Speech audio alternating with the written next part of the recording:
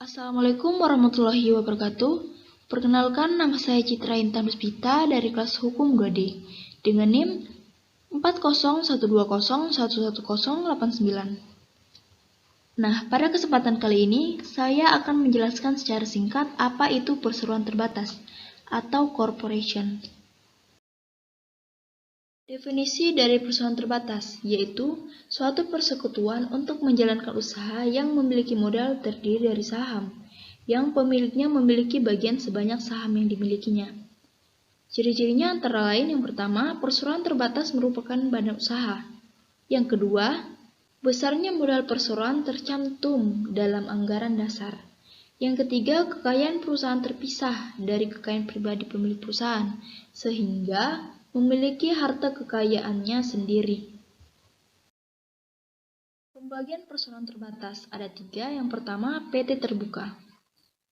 Perseroan terbatas yang menjual sahamnya kepada masyarakat melalui pasar modal atau go public.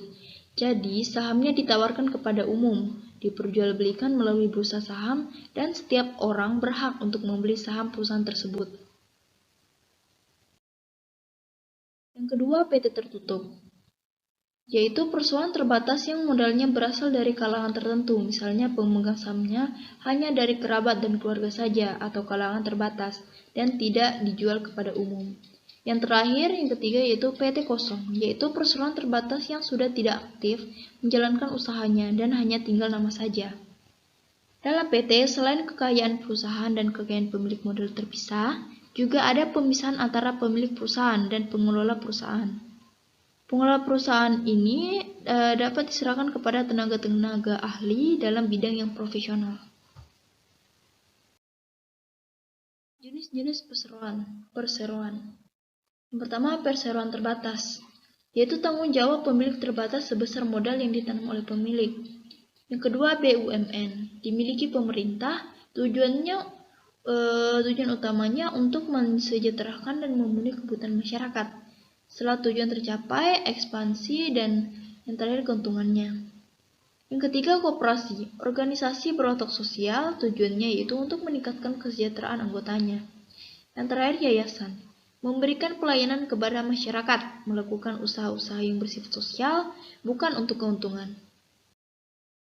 Klasifikasi berdasarkan kepemilikan. Yang pertama, perseroan sektor publik, dimiliki oleh pemerintah. Yang kedua, perseroan sektor swasta, terdiri dari dua jenis, yaitu non-saham dan saham. Non-saham ini bersifat nirlaba dan tidak menerbitkan saham. Contohnya yaitu rumah sakit, masjid, yayasan sosial, dan lembaga pendidikan. Selanjutnya saham, yaitu beroperasi untuk mencari laba dan menerbitkan saham. Kelebihan perseroan terbatas yaitu kewajiban terbatas, risiko yang ditanggung oleh pemilik terbatas pada modal yang diinvestasikan. Yang kedua, akses pendanaan. Perseroan terbatas dapat dengan mudah memperoleh pendanaan dengan menerbitkan saham baru dan memberikan fleksibilitas untuk mengembangkan usaha baru dalam skala besar. Yang selanjutnya yaitu perpindahan kepemilikan dengan mudah. Investor akan dengan mudah membeli atau menjual saham dengan cepat melalui pasar modal dengan dibantu pialang secara online. Berikutnya, kelemahan PT.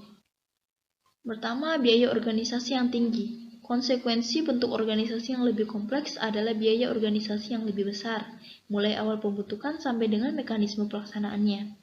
Yang kedua, pengungkapan keuangan. Ketika perseroan menjadi terbuka, masyarakat investasi mempunyai hak dalam batasan tertentu untuk melihat data-data keuangan perusahaan. Untuk perseroan tertutup, tidak diharuskan menyampaikan kepada publik.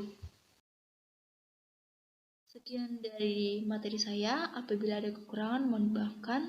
Wabillahi taufiq wal hidayah. Wassalamualaikum warahmatullahi wabarakatuh.